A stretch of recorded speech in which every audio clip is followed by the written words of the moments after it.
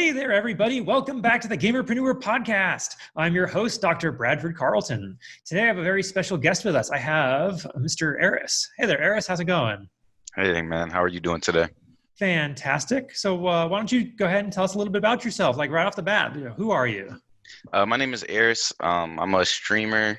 I'm on LinkedIn. I'm a social media manager for Illuminae Esports, and I'm just really trying to grow my connections, which is how I ended up meeting Bradford, and that's why we decided to do the podcast today. Just he invited me on, and we just wanted to get to know each other a little bit better, and communicate more, talk about good old esports stuff. Beautiful. All right. So I try to start every podcast kind of with a fun question, because before we get too heady into the business and gaming and all that, I always ask everybody on a scale of 1 to 10, 1 being low, 10 being high. Arysse, how weird are you? I would probably say I'm not weird. I'm goofy. So I would probably say like a 5 or 6. Okay. And why is that? Why am I goofy, or why would I give myself a 5 or 6? Both. I'm goofy just because I like making people laugh. So I'm always kind of like want to be the center of attention and kind of, get people to chuckle or laugh. And I'm just kind of goofy in that sense. And then why would I give myself a 5 or 6? Because I don't think I'm like super awkward or strange or like, socially awkward by any means. I don't really have a problem talking with anyone and, meeting new friends and things like that. And I'm really approachable in my opinion. So. Fantastic. I mean, I got you on a podcast after one phone call, right? Yeah, exactly. So let's begin this with how about your gamer cred? Let's start, who are you as a gamer? Like, when did you first start playing video games? So crazy story. My mother used to work for a company in Charlottesville, way back in the early 2000s. So we had multiple computers at home. And so I really started, even before that, my uncle used to have a Dreamcast, and, the good old give the 2-year-old a controller and pretend to let him play while you're actually playing. So that's how there was no way a 2-year-old was actually holding that controller. That was a yeah, I mean, it was just like, like this, and I'm just like sleeping while he's playing, you know what I'm saying? So, but yeah, so that's really where I got my start from. But after that, like I was saying, my mom worked for my mom worked for the University of Virginia, and she had access to computers. So we had computers at home. And so that's kind of where I got my start being able to play at home, because we lived way out in the country. So I had no friends. There wasn't anyone nearby, it's not like, and we also lived, near a lake. So it was kind of dangerous. We had snakes and snapping turtles and all this kind of crazy stuff. So, staying inside was the safest option. You know what I'm saying? Like, you don't want to go outside and get attacked by a black bear, because we have black bears and all types of stuff.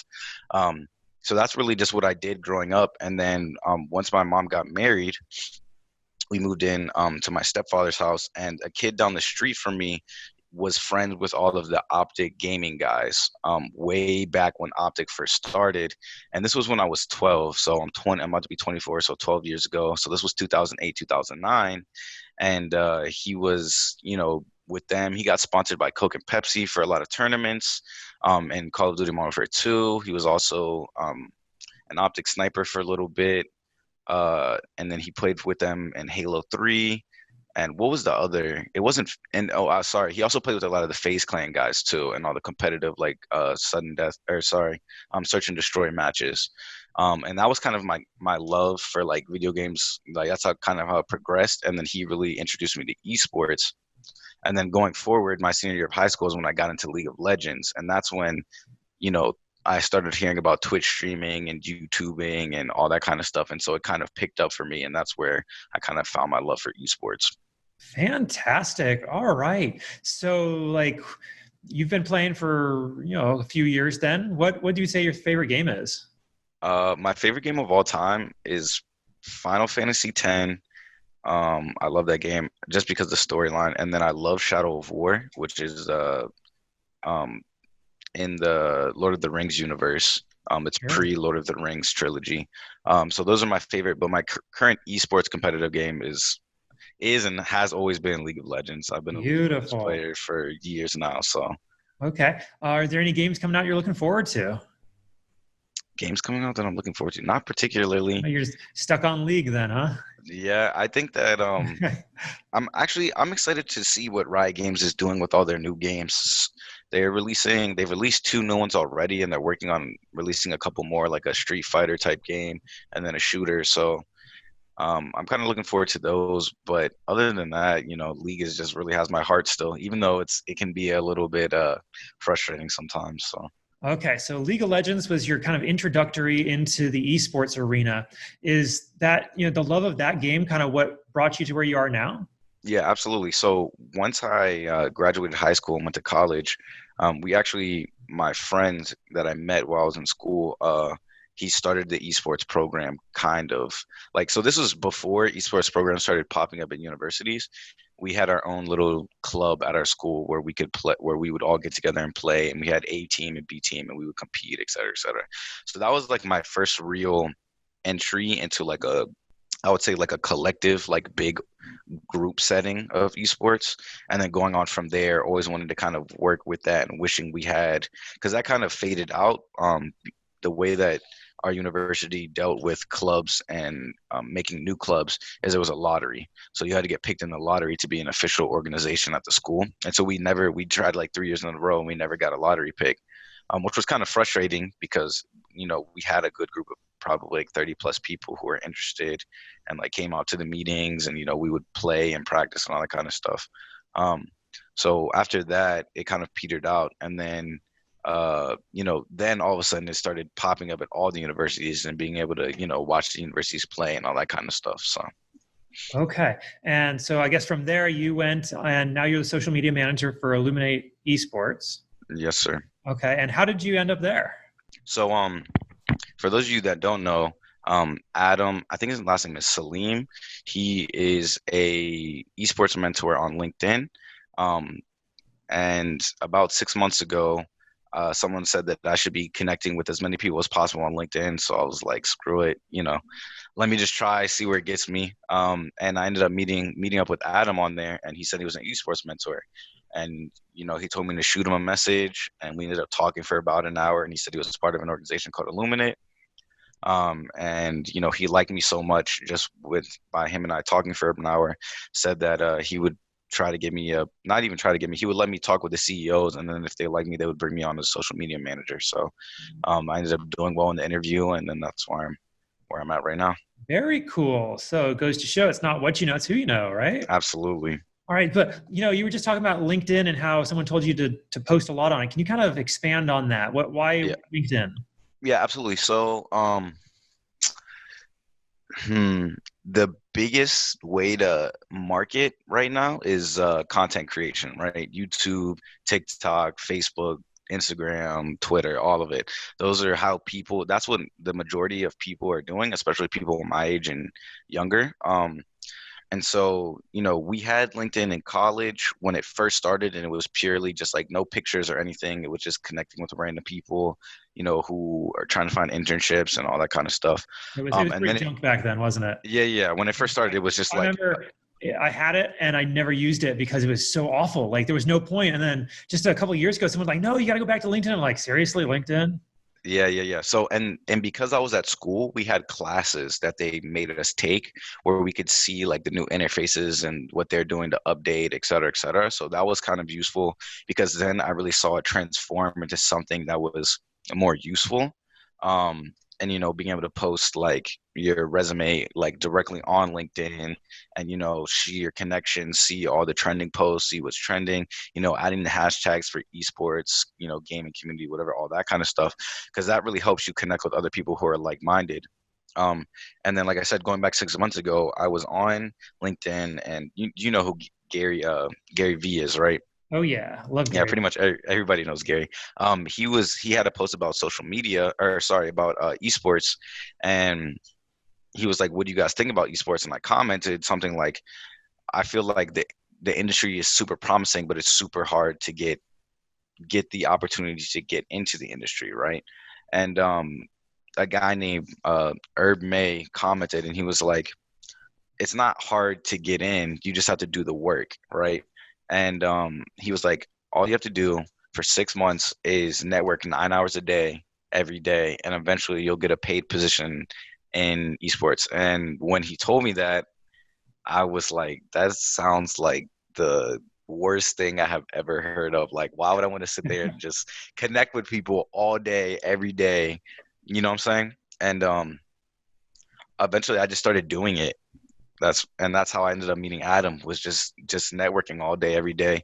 And I think I have like, I'm connected to like 1,200, 1,700 people or something like that now. And all esports, large majority of esports people, from CEOs to social media managers like me to, directors of uh, like CFOs, people who do finance, all types of stuff. So.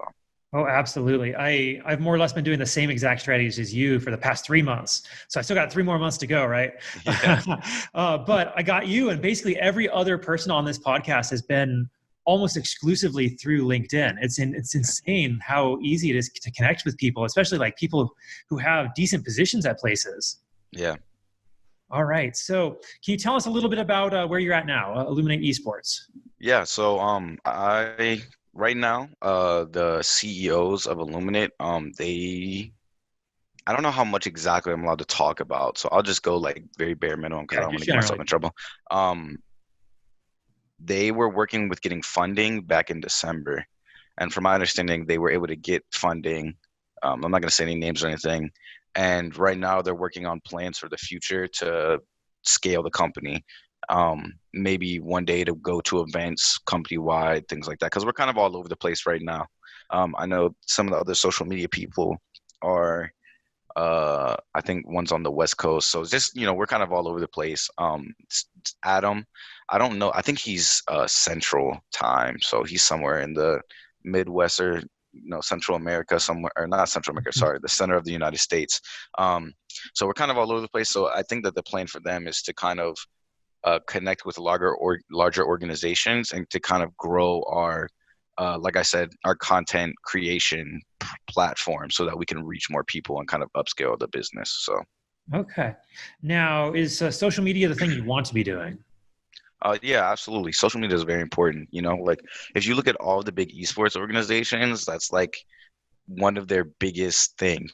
They all have massive, massive followings, from FaZe Clan to TSM to, Misfits, all of them have, Instagram, Twitter, TikTok, Facebook, all that sort of stuff. So. Okay, fantastic. So in that case, like I want to know, like, what advice would you have for my listeners who are looking to grow something through social media? Like, where should I start? What platform should they be on? How often? Like, you dump the knowledge on us, man. Um, let's see. I think the most important thing, that's sorry, essentially the hardest thing, right, is to be unique. Everyone is on the bandwagon for esports now, and is trying to figure out their role and trying to gain a massive following, because all it takes is your one video to go viral, and then everyone's talking about you. You become the next meme. You become what, what I'm saying. So it's finding that uniqueness to where people, you can stand out of everyone else in the crowd, right? And it's difficult. It's very difficult because there's constantly people who are putting on Twitter and Instagram and Facebook and TikTok all day, every day, right? It's all about content, YouTube, all that sort of stuff. So I would just say really try to connect with people, and people, once they have a connection to you, people are more likely uh to tell other people about your brand, right? Like as a streamer, the more people I make a personal connection with that come into my stream are more likely to come back than the people who just don't, or I don't make that connection with, right? Because there's people love being with other people, and there's an emotional attraction to someone. If we sit there and have a conversation for 20 minutes, oh, well, I remember this guy. Next time I'll come back and talk to him again, type of thing. So. Okay. So what you just said there, it sounds kind of like there's a little bit of a split actually. So there's the content creation. Like I absolutely agree with you, but it also sounded like you're also pushing real hard for the engagement side. Yeah, you have to Doing be both, engaging. like it So takes a ton of time to do both. yeah. Like which one would you put more time into? Oh man. I feel like if you're starting out, it's really hard to put time into um putting out lots of content. Most of the larger organizations, they have an entire team where their sole purpose is just content creation, right? So I think that it's more important to make connections and rely on those connections, with other people, networking, all that type of stuff, to really grow who you are and what your brand is about. And then, the content creation can come later. I would say that would be the second most important thing, is putting out lots of content. But I think the major thing is putting out, and really networking with people, content that people can connect with and that they'll respond to. Okay. Now, I'm assuming that there's some difference between, say, the average Joe who's just starting their stream and the organization that finally realized they have to have social media. Should they have different strategies? Yeah, absolutely. So that's what I was saying about being a larger organization. Content and all that kind of stuff is super important. Uploading to YouTube every day. Like, just for example, just talk about 100 Thieves real quick.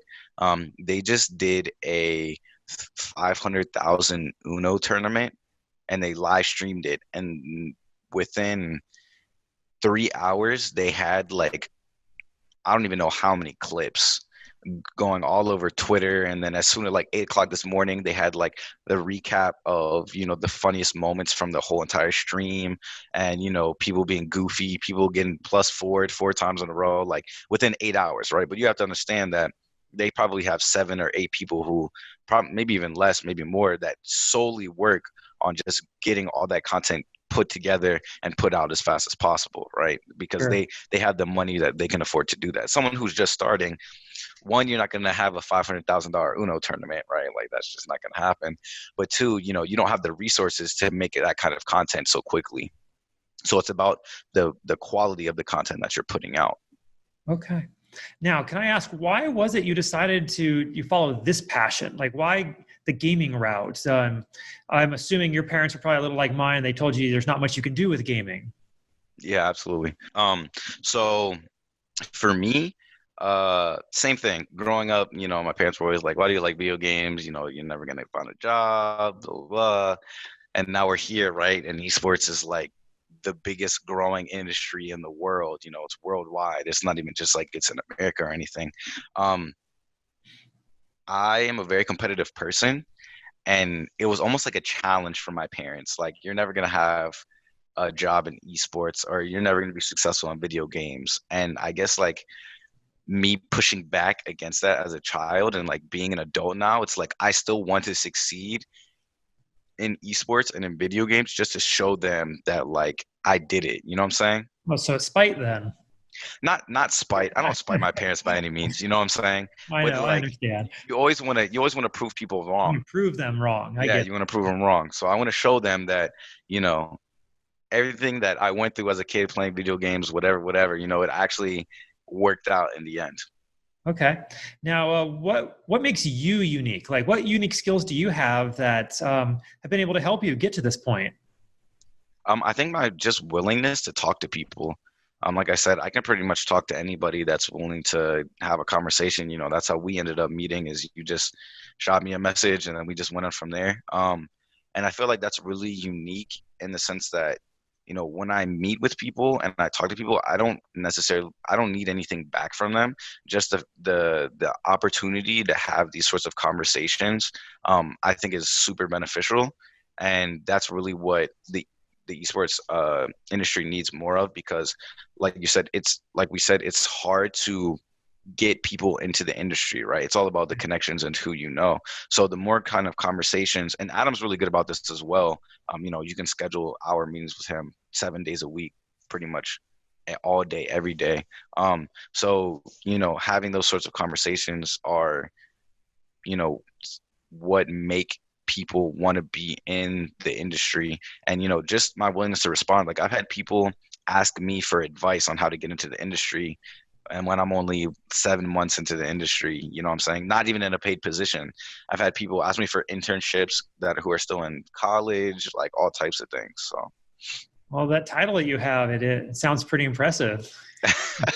yeah, it does, doesn't it? Sometimes I don't even realize, like, it feels weird because, like I said, I'm so new as well. I'm still learning and, really trying to grow some stronger connections and still network myself. So. Okay. So what kind of resources would you say you've been able to use or leverage in order to kind of get yourself from where you were to where you are now? Definitely LinkedIn. LinkedIn is going to be your biggest ally, especially because, like I said, since esports is global, there's people, Europe, China, Indonesia, India, literally everywhere. That I'm sure if there was people who lived in Antarctica, there would be an Antarctic team. Like there's people all over the place. And then also hitmarkerjobs.com. Hitmarkerjobs.com is a website purely for esports, and they just had the esports. It was like the esports, like the what the word I'm trying, like the esports Grammys, I guess you could say. I forgot what the official name was, the name for it was, but they got voted the best esports job finding website. So they post every day. Their company is purely built off uploading jobs on a daily basis, remote, worldwide. You can do specific, if you live in America, you can do specific cities, specific states, you can do countries, you can do all types of stuff, paid, unpaid, internships, CEO positions, all types of stuff. So those two things have been the biggest help. And also Hitmarker has been like, I've seen the development of that company as well. Like it went from being 3 posts a day to like 20 a day, which is 240 or 140 a week. Sometimes they hit, like, I remember last week they just released a stat, they hit like 600 new jobs last week just in esports. That's incredible. So basically, if my listeners are listening and they want a job in esports, that's sitting right there for them. Yeah, absolutely. You just got to go in there and look. And I'm assuming there's some qualifications, but it sounds like some of the jobs you could just get, right? Yeah, absolutely. There's a lot of small organizations like Illuminae Esports, which I'm working for, who need people to do social media or coaching, video editing, all that sort of stuff. People who are looking for a CFO, a team manager, and some of the stuff is unpaid. Like that's been the other biggest learning thing is, you got to start small. Same thing with esports, just like any other business. You're not going to get a position right out of college making $100,000 and blah, blah, blah, right? So, there's opportunities to start and work with small organizations and then to grow from there once you get that experience. Very cool. All right. So how are you making money? So you're a social media manager. You got what, W-2? Anything on the side? You say you have a stream. Monetize. Yeah. So I'm a server. I just serve at a restaurant, and that's what I do for my income right now. It pays the bills. It's not ideal by any means. But like I said, you got to start small, and moving forward, once my contract ends with Illuminae, whether I re-sign with them in a paid position or looking for another larger organization, that's really the goal. I only have about a month left, so. Certainly. Hey, but it shows the dedication and hustle. Yeah, absolutely. I mean, there's a lot of people out there not willing to put in those hours. Yeah. So. Okay. So, what do you wish you had known a year ago? So you've only been doing this for 6 months. A year ago, if someone had come to you and with all the knowledge you have now, what would they tell you? I would have started connecting with people on LinkedIn a year ago before I graduated school, because then so I graduated last May of 2019. Instead of having a paid position in April of 2020, I probably could have had a paid position in August of 2019, and I would have already been, ahead of myself on the ladder. So start connecting early, start networking early. There's nothing wrong with networking with people. It really is all about who you know, especially in an industry that's growing and it's so fast paced. You have to know people, like it's just the easiest way to make those sort of leaps, on like, I imagine myself where I'm at in my career is like, I'm on a ladder, right? Right now, I'm just serving, okay? I have one hand on the ladder next to me. That's the esports ladder, which is me doing my internship and everything, right? But to get from my other hand from here to here and making that leap or jump or whatever you would like to call it, it has to be with who I'm connecting with and how I'm influencing them enough to, when they need someone to do social media for a company or et cetera, that they bring me on board or they think about me and then they help me get to that next step or take that jump to the next ladder. So fantastic. Okay, let's talk about connecting with people. Absolutely. What do you say? Like say someone is like LinkedIn, okay, I'll create an account today. What Absolutely. Do they start saying to people? All right. So in a sense, it's a lot like, sorry, I'm just pulling up one of my things that I had this week. In a sense, it's a lot like Twitter, it's kind of like, you can do hashtags and, send information and be like, hey, guys, I'm a esports, whatever, doing this. And then people will just see it, they'll scroll on their timeline and they'll see it. But I'm trying to find, I had something that I posted the other day. I had like 700 views in like 30 minutes or something. And it was insane. I was like, how does that even happen? So this is just real brief. This is just what I said. I said, I was wondering if anybody had any esports connections in the Washington, D.C. area. I'm looking to meet up with some new people and then just hashtag esports, gaming news, gaming life, gaming. Right? That's all I said.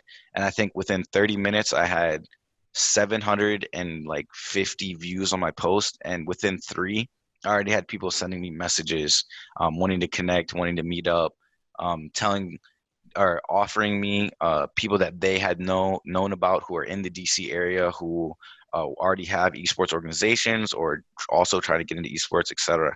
So it's really just that simple. There's no like, you know, crazy thing that you have to do. Like I met 5 people within 10 minutes who all were interested in what I was doing and wanted to talk more about it. Okay. So that's kind of, let them come to you kind of, that's inbound marketing. But you say when you're doing the connecting, you have to obviously say something. You don't just connect with someone and then, right, you send a message. What would you say Absolutely. in a message when you're trying to create a connection with someone? So when I first started, before I even had like social media or before I was even a social media manager and everything, when I was just connecting with people and everything and, sending out messages, I was just like, hey, my name's Arysse. I'm a recent college graduate looking to learn more about the esports field. You know, I want to work in the industry. I was wondering if you had any advice that you could give me moving forward. And a lot of people didn't respond, and it was just a numbers game at that point, just waiting till someone finally did respond, and that person happened to be Adam, and then that's kind of how it went from there. So. Beautiful. It is a numbers game. Yeah. Now, isn't it funny that like you can send all these messages and only a handful of people will reach back out to you, but the people who reach back out are usually like the best people to do it too. Yeah, absolutely. Absolutely. So like that's the experience I've had. Like every time I message people, like I expect 80% of the people not even to respond. Yeah. But then you get the 20% and they're always like way up here somewhere in esports or in gaming and like they're just giving back. So the ones who respond are probably the best people you can get. Absolutely. All right. What advice would you have for someone entering this field? I mean, you've kind of slogged through it yourself and now you're in it. You got a toehold in. So what would you tell people? What would I tell people? Man, um, be open to everything. Don't close your doors before they open. Like you never know. Like for me, me reaching out to Adam is what got me this position as social media manager at Illuminae. If I had never reached out to him, or if I didn't want to do social media, or if I didn't send that message that day, I refused to network 9 hours a day, whatever, I wouldn't be here. So, just really being open to any position or any sort of opportunity that really comes across, and using that as the way to propel you forward and move up that ladder. It's just because esports, like I said, it's moving so fast and it's growing so large at the same time. Like you never know when you're just going to get sucked in, and then you'd be like, whoa, I didn't even know that I would end up in this position. You know what I'm saying? Like it was just so random. So Sure. Now, bouncing off of that, where do you think the esports and gaming industry is going in the next 5 years?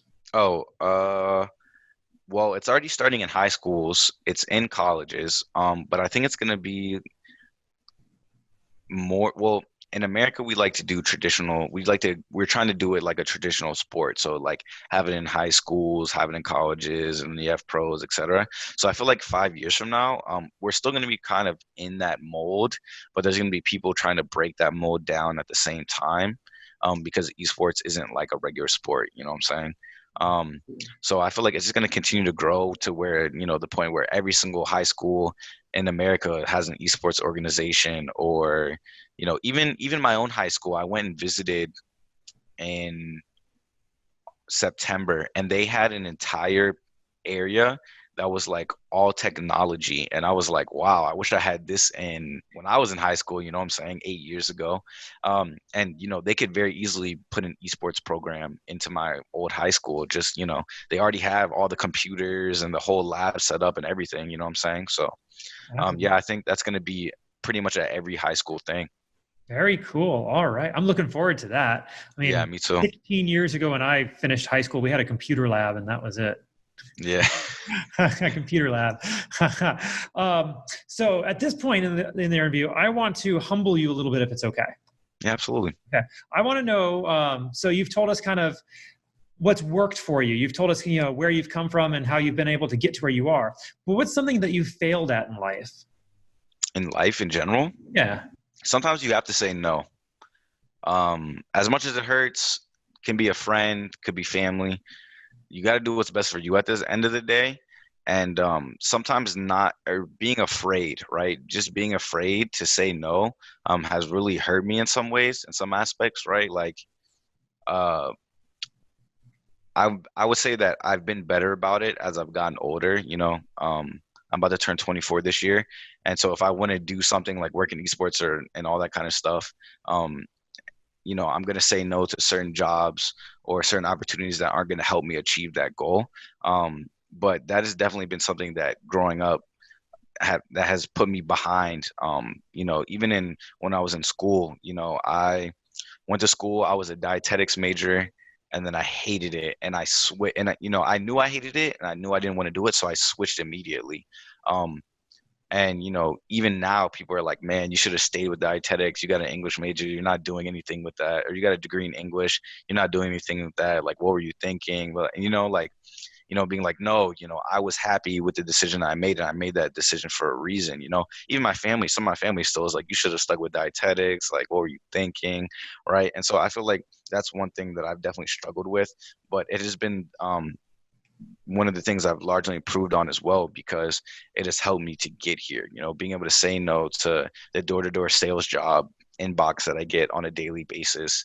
That was like, I could be making $300,000 a year, you know what I'm saying?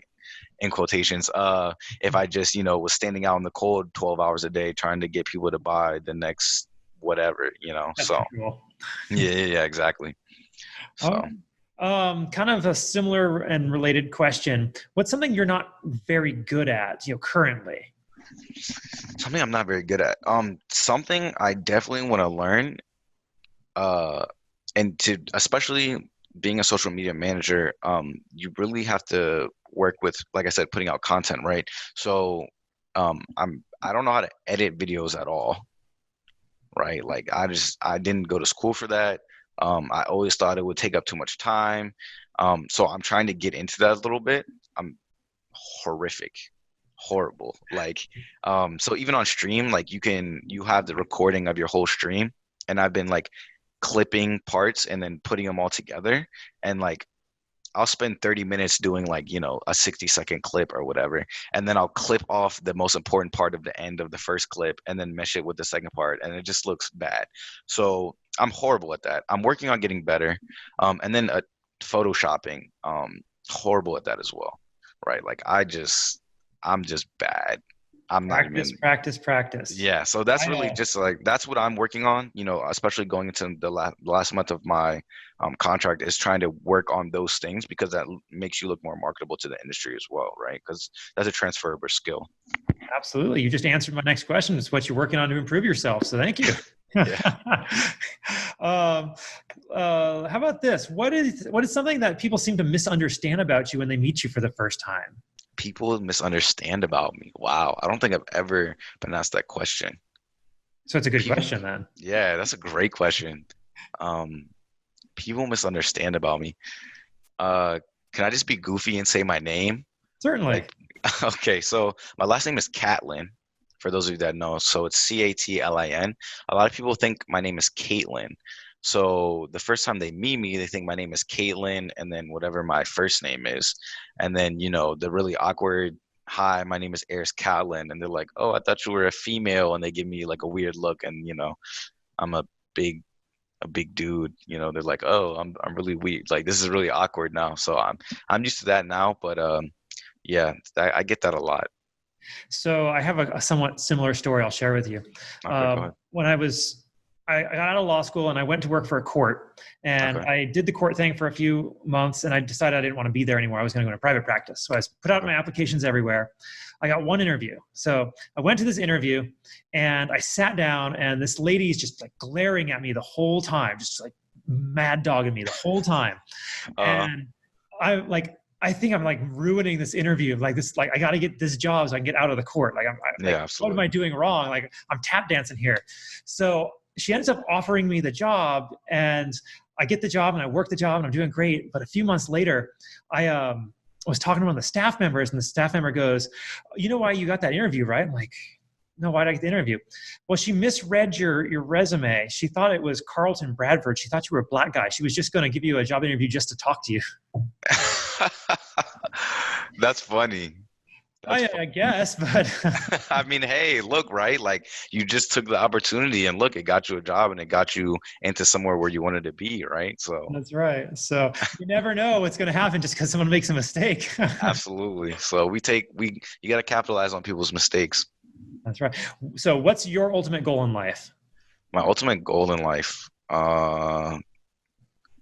just to be great. Like, when 10, 15, 20 years from now, when people, I strongly believe in what Gary Vee stands for. Like, I don't give a crap about what other people think about me, like at all. I think we all have those moments, especially with social media, where we slip back into that. So I don't care. But when people look at me, a quote that I live by is, to be great is to be misunderstood.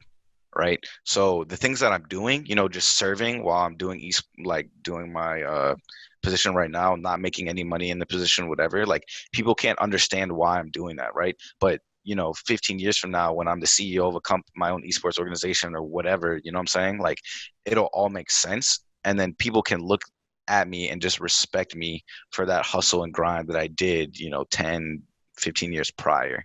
Right. So that's my entire goal, is just to be respected, so that when someone sees me or someone approaches me and talks to me, that they just have a respect for the what I've kind of went through to get where I am. Beautiful. All right, that's wonderful. Thank you. So Arysse, how do people get in touch with you? Where are you out in social media? What's your handle? So you can find me on LinkedIn. It's just LinkedIn. I think it's linkedin.com/Arysse Catlin. And then my Twitch stream is twitch.tv/Asyra. Asyra is my first name backwards, so it's ESSYRA. And then I'm also at twitter.com/Asyra19. So they can find me there. You can shoot me message on LinkedIn. I connect with everyone that's in esports. Ask me questions, comments, concerns, anything. If you want to set up a meeting like you and I had, all those things, I'm willing to do all of it. Wonderful. All right, now, is there anything that we didn't talk about you want to cover still? Yeah, I just want to ask you a question. Certainly.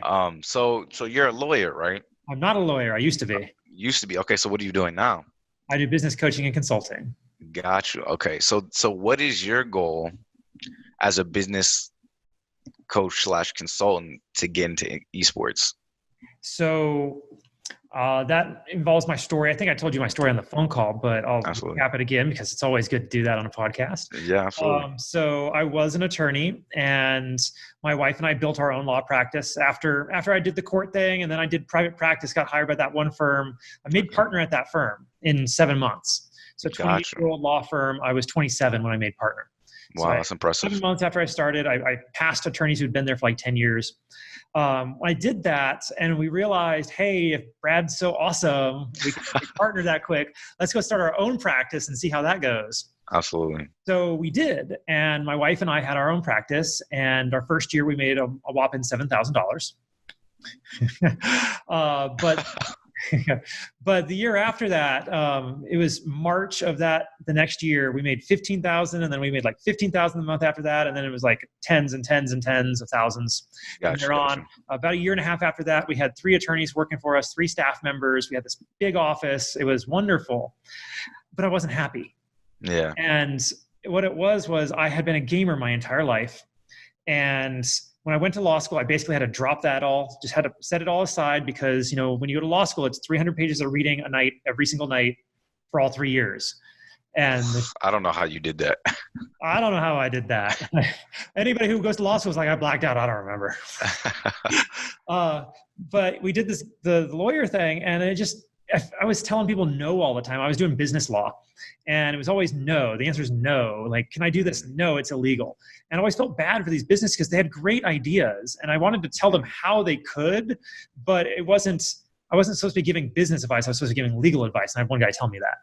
Gotcha. So when I got told that, I'm like, well, screw it. I'm going to be a business coach too. I just declared I was a business coach and started studying. And I've been doing that for 5 years. I moved to Las Vegas about 2 years ago. Okay. And when I got here, I got a bunch of clients. I have clients all over the country now. It's been absolutely wonderful from like a financial standpoint, but I still had that, like, these aren't my people. Yeah, I got you. Like you go and talk to some professional who's not a gamer, and they're like stuffy, or they're into sports and you're not a sports person. Yeah. So I'm like, they're tolerating me, but they're not connecting with me. So I really need to find my people. So I talked to my own coach, and my own coach says, well, who are your people? And it was gamers. And so he's like, go work with gamers. So I decided I was going to do that roughly September, October of last year. Okay. And when I started getting into the industry, I basically did exactly what you did. Started getting into LinkedIn, started on Twitter, just on social. And it became woefully apparent that nobody knows anything about business. Yeah. Anything about sales. They don't know anything about marketing. You know, there's lots and lots of streamers out there who have merch for sale. It's a mug or a t-shirt on a website way over here. Like, yeah, they never talk about. It's just there as a link, and that's not how you sell stuff. And it drove me bonkers to see this, because I know these people, like, some of them have thousands of views, tens of thousands of views, and they're not making money off of it other than from subscriptions or from monetization on YouTube. And there's just so much more money they're leaving on the table. And so my ultimate goal is to get that information out there, get it into their hands. That way, this industry can become a legitimate industry where people are making real money, putting the money back into the industry, and gamers everywhere are able to benefit. Got you. Well, that makes sense. Thank you. Yeah. We're definitely going to have to talk more about that. Sure thing. Yeah, no, I'm always up for it. It's so fun, because all you got to do is help one or two people, and they see it. Like, as soon as you show them the truth about how it really works, all those preconceptions of how hard it is to be a salesperson. Like, most Americans, and especially in America, it's, if you say you're a salesperson, you're automatically kind of, we don't like salespeople. Yeah. Other countries, they love salespeople. Salespeople cause everything in this planet to move forward, because, hey, that video game that just came out, if there was not a salesperson trying to put it into your hands, no one would buy it. Yeah, that's true. So I love it. You see the lights come on, you see people like finally figure out how to do a sales system and then sell merchandise and make money on it. And now all they got to do is find a way to scale it, and they can quit their job eventually. Yeah. That sounds awesome. That sounds like what I would do. Well, that's wonderful. Yeah. But anything else? No, I think that about covers everything. Is there you didn't have anything else you wanted to ask me, huh? I think we've pretty much covered. We talked about LinkedIn. We talked about how to actually do the social. If you have any other advice for people to like really kind of dig into social, I appreciate that. Let's see. Or hashtags any good on Twitter? No. I would say, honestly, that I feel like the hashtags are more useful on LinkedIn than they are on Twitter. Because you can follow the hashtags and be a part of a community on LinkedIn. So like, if you do hashtag esports on LinkedIn, there's like an esports community where it'll throw your whatever you're saying into that community, and you can follow the community. So I would say Twitter, no. I don't think that's very. I mean, it can be like, when I stream every day, I like to throw some hashtags out there, but on a large scale, I would say no, because it's so saturated, everybody's doing it.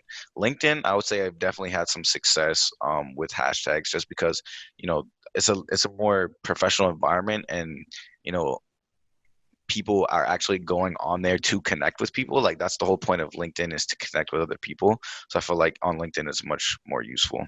Okay. How about this? Is Facebook worth anything for gamers and esports?